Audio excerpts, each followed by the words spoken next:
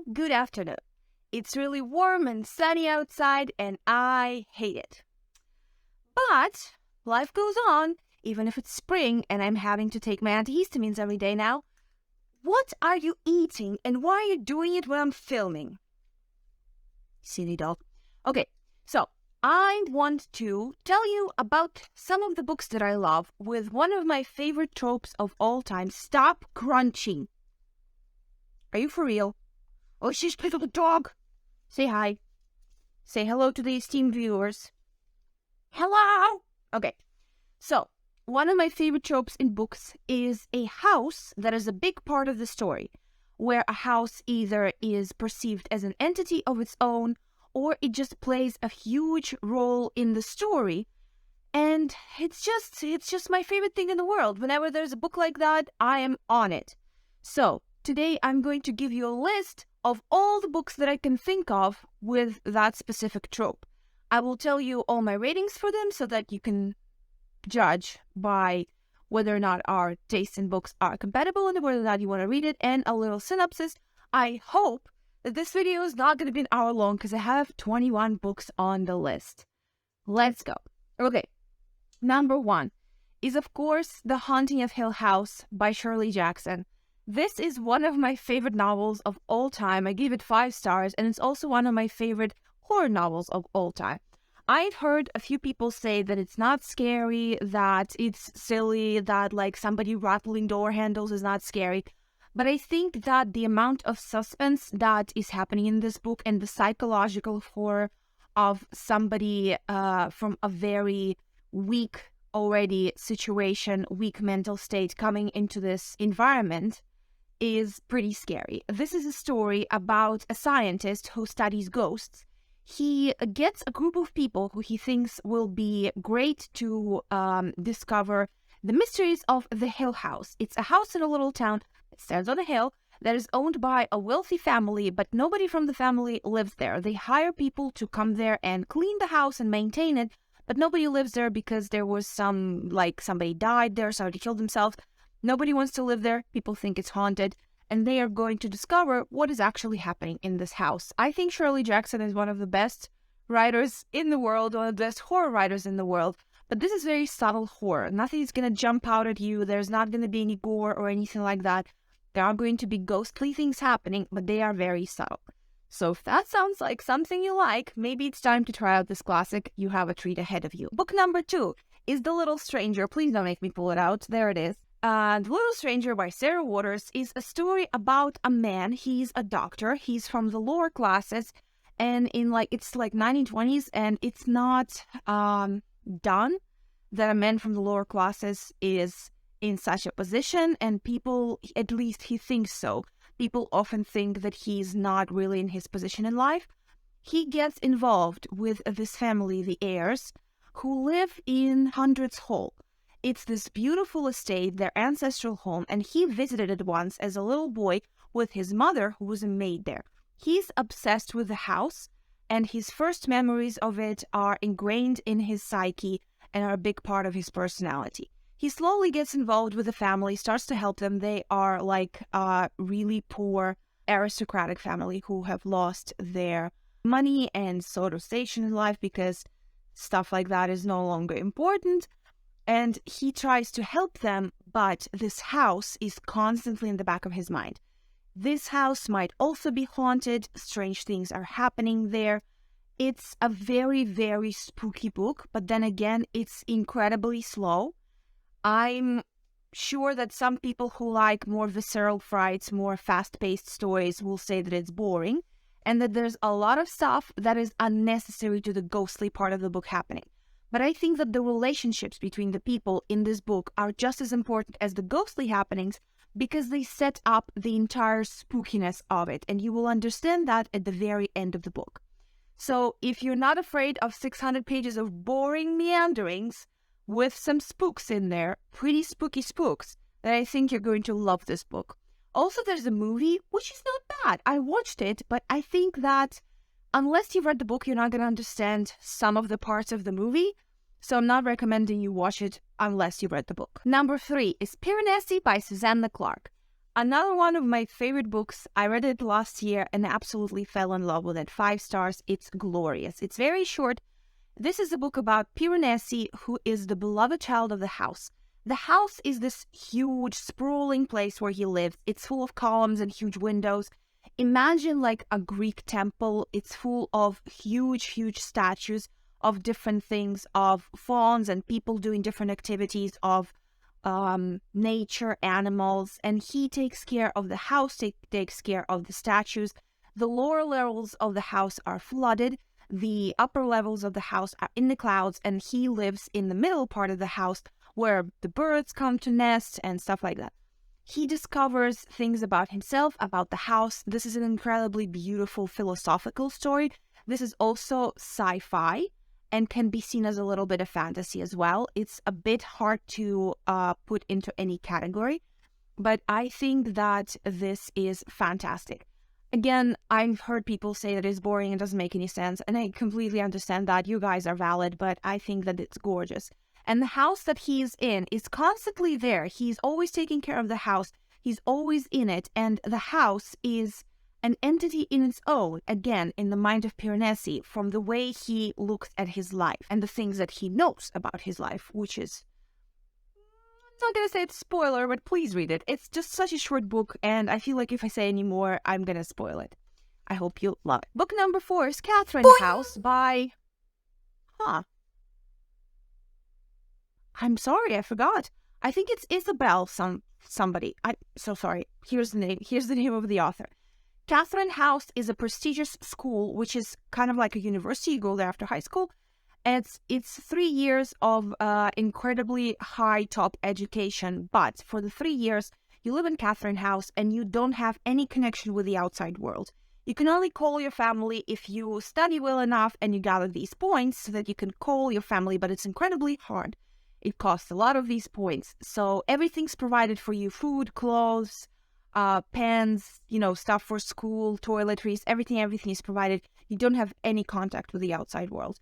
Catherine House is a big group of buildings, and even though it's this grand university, it's very prestigious, everybody wants to get in there.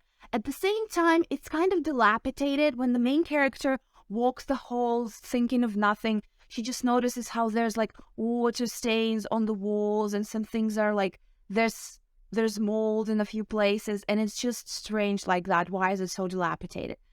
And Catherine House is a very stifling place. It's a book with not much of a plot, so if you just want to go into the atmosphere of this spooky educational place, I think it's going to be lovely. There's like a little bit of an element of mystery, but then again, it's not really even resolved. It kind of is explained, but it's just the slow story of the 3 years of this girl going to school with weird and spooky things happening. Number 5 is Rebecca by Daphne du Maurier. The house in this is called Manderley.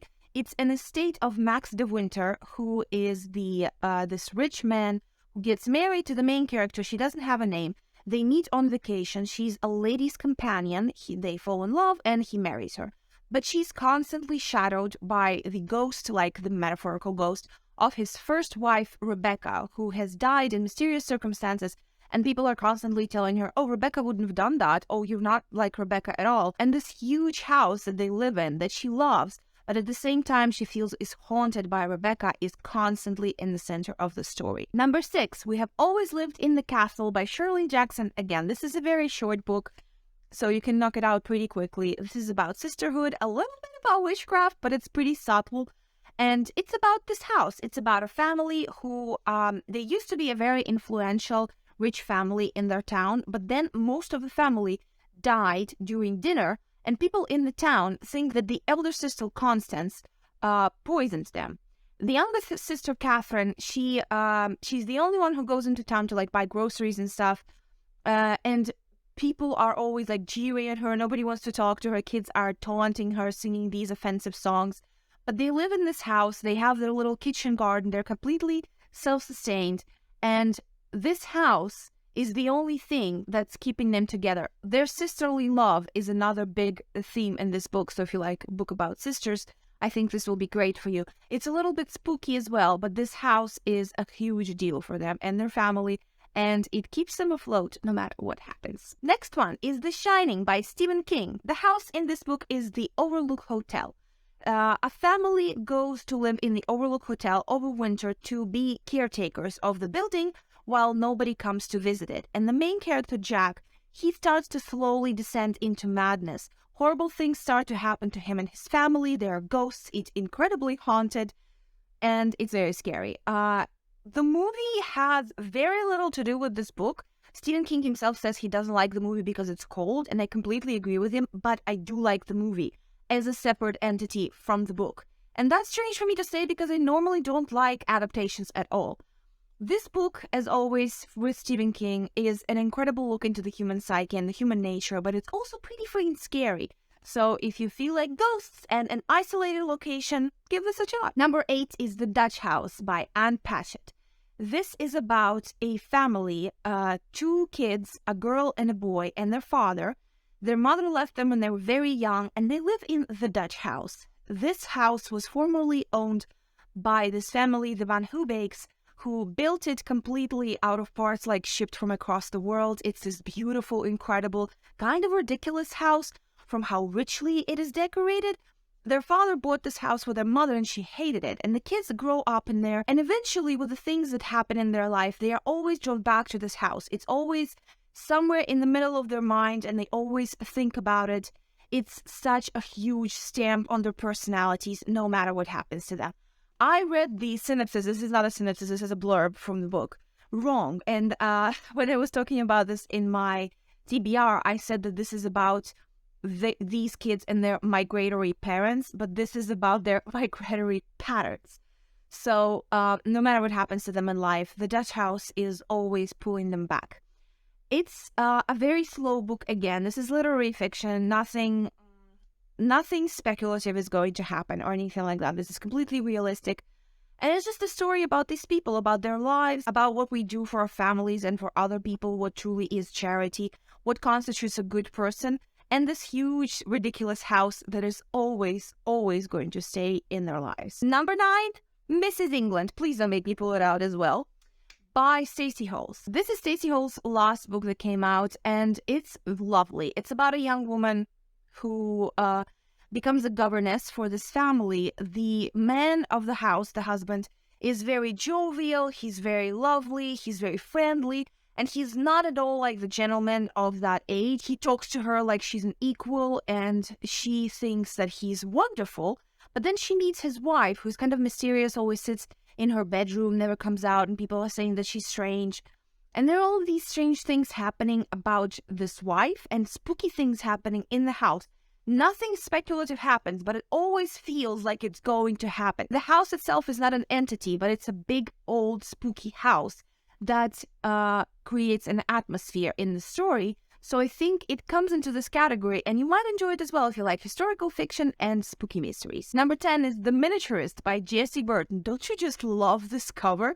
It's a tall paperback. This is actually an ARC, and I have it completely by accident. I bought it from Thrift Books, and I know you're not supposed to sell and buy ARCs, but I didn't know this was an ARC. I just bought a copy, and an ARC showed up. So this is a story. This is, I want to say, 18th century Amsterdam, about a young girl who gets married to this rich man to save her family. And she moves into his house in Amsterdam with her little parakeet. He lives with his sister. They have a black man as a servant who he brought from a voyage. He's a trader, this man. And this house is kind of like a little family in its own. They are very close, all the servants. She becomes friends with the maid and the cook and the valet very quickly. The sister of her husband is kind of strange and annoying at first, and the house that this is happening in is very, very spooky. This house perfectly conveys the feeling of loneliness that she experiences. Even though she makes friends with all of these people, she ultimately feels alone because of her relationship with her husband. And The Miniaturist, the name of this book, is that for her wedding, her husband gives her an entirely perfect miniature of their house. And she starts to order little miniatures to put in the house. And there's a parallel between the miniature house and the real house and their lives in miniature and their lives in real life and what is happening. There's kind of like a little bit of a spooky element. Nothing spooky happens, just so that you know going into it. So this is just historical fiction, but it's heartbreaking, just incredibly beautiful and heartbreaking. She came out with part 2 recently, and I am desperate to read it. I didn't have a chance to buy it. It's been out for like a year, and I'm obsessed. I want to read it so badly. But if you love this, there's also actually a little TV show with like 3 or 6 episodes, and it's pretty good. It's like not bad at all. So you can read this book, then watch the TV show, then read the second book, and you've got such a treat ahead of you. Number 11, Northanger Abbey. It's right here. I don't want to pull it down because everything's gonna fall. Northanger Abbey is a story about Catherine, a girl obsessed with Gothic literature. She goes on this holiday to Bath with her family friends, and they meet this wealthy family. She befriends them, and then they invite her to their estate, Northanger Abbey, to stay. Because she's obsessed with Gothic novels, she starts to think that Gothic-y, spooky, horror-y things are happening at the Abbey. The Abbey is huge, it's very old, so there's a lot of atmosphere. But I just want to warn you that this book that we all know to be this parody on Gothic fiction, the Gothic part is like 30 pages. It's like not a lot at all. So if you're going into it wanting for the Gothic-y atmosphere, unfortunately, you're not going to get that much of it. But the book is delightful. Like, it's Jane Austen. It's a comedy of manners. It's a parody. So if you like that, if you like Jane Austen, you're probably going to enjoy it. So read it anyway. Number 12 is Titus Grown by Mervyn Peake, or just the whole Gormenghast trilogy. I would say only the first and second book, because the third book in the trilogy doesn't happen in Gormenghast. So you're not going to get that house thing, but the first and second book are glorious. Gormenghast is a castle. It's a castle city. It's huge, it's sprawling, it's got all these parts that are like old and dilapidated, nobody goes there. There are trees and roots growing through certain parts of it, and there's a bunch of people living there, and they're all courtiers to this royal family. It's fantasy, but no overt magic ever happens in it, but it still has that feel of fantasy, and it's very, very strange and very, very beautiful. So if you want a short, strange fantasy book with a lot of atmosphere and a huge house, maybe Gormenghast is for you. Number 13 is The Drowning Kind by Jennifer McMahon. The house in this is Sparrowcrest. It's the, I want to say, ancestral home of this family. These two sisters grew up there when they were children with their grandmother. They went every summer, and in the back of the house, there are these natural pools that are connected to like springs, and they're very deep. They bathe there every summer, and when they are adults, they kind of drift apart. One of the sisters has bipolar disorder, which was interesting for me as a person with bipolar disorder to read about somebody with that in fiction, and she dies. The second sister comes to fix her affairs after she dies, and she thinks maybe there was some foul play with her death. Some people think it was suicide, some people think it was just an accident, but she thinks that there's something completely strange going on. She starts to look into the research her sister was doing on the house and who owned it previously. There's a story to this house about a woman who used to live there 100 years ago, and these stories are told parallelly. This is one of the best, spookiest, scariest thrillers, mystery thrillers I have ever read. I gave it 5 stars. It was so good. It has that element of going like realistic, then spooky, and having a completely ridiculous, out of this world, maddening ending. And that is exactly what I love in a mystery thriller.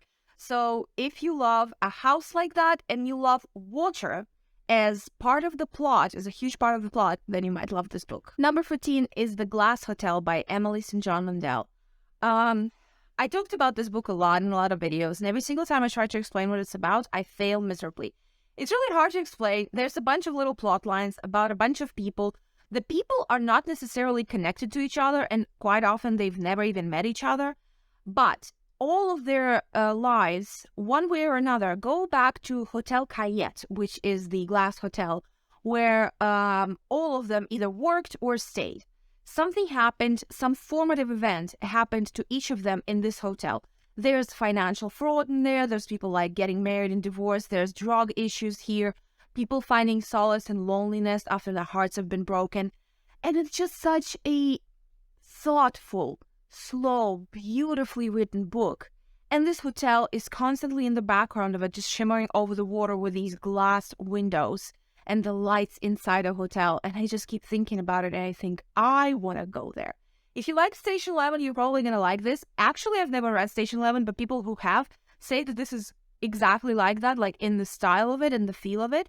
And the third book that came out of this, Sea of Tranquility, is not a continuation, but it's in the same tone and way, and I want to read it so badly. So if that sounds like something you might be interested in, read it. Number 15, Night Film by Marisha Pessel. Stupid sunlight is just on this cover. You can't see it really well. So, Night Film is a story about this disgraced investigative journalist who goes after Stanislas Cordova, this enigmatic director who makes horror films so scary that they fuck people up. And he's got this like cult following. It's called Night Film because people like watch them under the cover of darkness in the underground viewings. He goes after him after his daughter commits suicide. And this investigative journalist tried to do a piece on him years before that, and his career got ruined after it. So he wants to find out what happened to Ashley, Stanislas's daughter, and he ends up breaking into Stanislas's estate, which is like these acres and acres of land just boarded off somewhere in the mountains. And strange things are happening in that estate. You're going to have to troll through like 400 pages of investigation to get to that part, but the investigation is pretty interesting as well. It's dark, it's weird, it's very twisty and turny, and the ending is kind of like open-ended, so if you don't like that, don't read it, you're going to be very mad. But yes, other than that, it's really fun and kind of spooky as well. Number 16, Gallant by V.E. Schwab, and the house in this one is Gallant. It's the ancestral estate of this young girl who lives in an orphanage, I want to say. Her mother died when she was pretty young, and the only thing she has left after her is her mother's diary. And her mother wrote in her diary that you're going to be okay as long as you stay away from Gallant, from their home. Eventually, of course, she goes to Gallant. I cannot remember like the setup why she goes there, but she now has to live with her family there. And it's strange. She can see ghosts. From her very childhood, she sees ghosts. And when she comes to Gallant, these ghosts like start to show her the story of this building and why she should have stayed away from it. In my personal opinion, it's not as good as Addie LaRue. Addie LaRue was 5 stars for me, but Gallant was like 4 stars. It was pretty good. It was interesting fantasy. It was atmospheric, but there was just like something a little missing.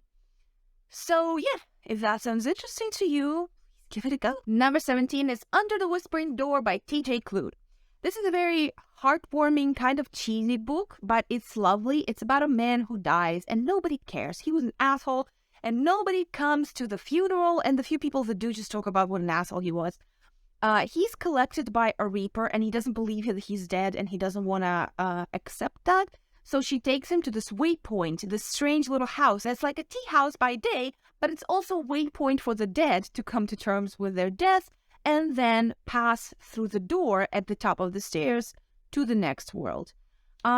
Again, it's very lovely, heartwarming, cheesy. So if you feel like you just need a warm, fuzzy blanket around your soul, read this book. It's also got a bunch of quirky and fun characters in it. It's got gay representation. It's incredibly sweet, and it's got this strange house in it. Number 18 is Home Before Dark by Riley Sagar. Full disclosure, I don't like Riley Sagar. Every single book of his that I read, I say to myself, this is the last Riley Sagar I'm ever reading.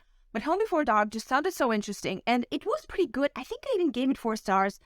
It's about this woman who grew up in this house. I don't remember if it has a name. But the house was supposedly like haunted or something happened there because her father became rich writing a book about the haunting that happened in this house, which is why they apparently left it. But her parents have always told her since her childhood, don't go back to that house. Leave it be. Just like when we die, just knock it down to the ground. Never go back there. But then her father dies and she goes back to the house because her business is renovating houses with a friend. So she goes back there to try to figure out what happened, renovate the house, and kind of let go of that whole legacy. And ghostly things start to happen, and she starts to think that maybe there was some kind of haunting when she was a child that forced them out of their home. Riley Sager has this thing about his books that he leaves you to think that one thing is going to happen all throughout the book, but then at the very end, he switches it around. If you read some of his books, you know what I'm talking about, and this one is no exception. It was pretty fun, and this house was pretty spooky and old, and when she was renovating it and discovering different things about the house, that was pretty spooky. So, for a fun mystery thriller with a spooky house, I think this is a good choice for a quick spring read. Number 19 is Turn of the Key by Henry James. Yeah, it's actually The Turn of the Screw. I was thinking of The Turn of the Key by Ruth Ware, which could also work for this, but I forgot to mention it. But the original one that I'm actually here talking about is The Turn of the Screw. This is the OG Gothic novel with a house. It's about a nanny who comes to this big estate to take care of these two children, a boy and a girl. They're very young. Their parents are dead. Their uncle lives in the city, and he hires her to take care of the children. And his instructions to her are, I don't care. Don't tell me anything. Like, just deal with everything. You have the full authority. Don't tell me anything. I don't care what happens to them. Just as long as they're like happy and healthy, don't even come to me with anything. And she starts to think that there might be something wrong with these kids or with this house. Something spooky is happening. Then these children are starting to tell her strange things. Nobody in the house wants to be friends with her. And it's pretty spooky. It's pretty lonely. It's so gray. And I think it happens like in Yorkshire. So it's the grayest part of the grayest parts. So it's very atmospheric as well in that way. And the house that this is happening, it's constantly scaring her. Just like imagine a woman in a nightgown walking down the stairs at night in a Victorian house with a candlestick. And that's the only light she has. That's the kind of imagery and atmosphere you're going to get out of this book. I know that for a lot of readers in the modern age, it was very slow and not scary at all. But if you look deeply into the story, you will see all the spooks that are supposed to spook you. And also, it will lay down the foundation for a lot of Gothic literature that came after it, that took heavily from the story.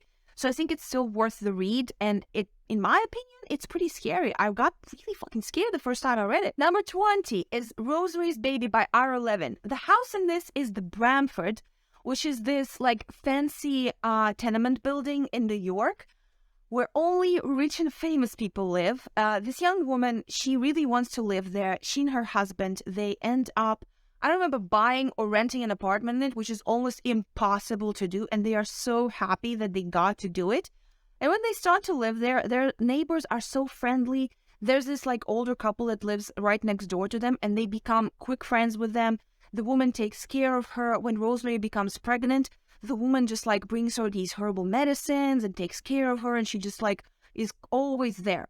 But Rosemary starts to think that something weird is happening. She's got these weird pains with the baby, and she starts to have strange dreams, and it's really scary, and it goes crazy. Like the ending, it just goes 100%. No breaks on this book, no chill on this book. And this inspired a lot of stories. The movie actually is pretty good as well. It's completely like faithful to the book. Also, another one of Riley Sager's book is called Lock Every Door. It's completely ripping off this one, like 100%. There's some changes, but if you feel like this is a little bit dated for you and you're not opposed to Riley Sager, you can read Lock Every Door because it's very, very similar to this one. But yeah, I think this is worth the read. This is pretty fun. This holds up, and yeah, it's spooky scary. And the last one, number 21, is The Hazelwood by Melissa Albert, which is one of the only young adult books I've ever loved. This was so good. This is about a teenage girl who, her mom disappears. She and her mom have always been pretty close. Her mom raised her alone. She's a single mother. And all she knows about her grandmother is that she's this enigmatic woman who wrote these tales from the hinterland, this like cult book that made her incredibly rich. But nobody knows anything about her, about the grandmother. She lives in this estate called the Hazelwood. And her mother basically just ran away from there and tells her daughter that, like, we're never to go back there. Fuck that woman. Like, no, we're not going back there. And when her mom disappears, she starts to look for her, and eventually she gets to the Hazelwood. This is fantasy. Very strange. When she gets to the Hazelwood, it felt to me like a dream that I sometimes have in this house where the doors are changing, where the staircases are falling away. It was so strange. There are these things happening. I heard a few people say that it like doesn't make any sense and it's super weird, but yeah, I like that in book. So this was really fun. There's a second book that came out a couple years ago. I haven't read it yet because I haven't been able to buy it, but I am actually thinking of doing it because one of the only young adult books I've ever loved. Why not continue in the series and see if I keep loving it? So yes, this is my list of books that have a house as a character, as an entity in the middle of the story. Please let me know if you read any of these books, what you think of them if you have, or if you're adding any of these to your TBR, or if you have any additional questions about any of the books that I so poorly explained to you. Tell me anything and everything, subscribe, like, and all that fun stuff. I'll see you soon. Slava Ukraini!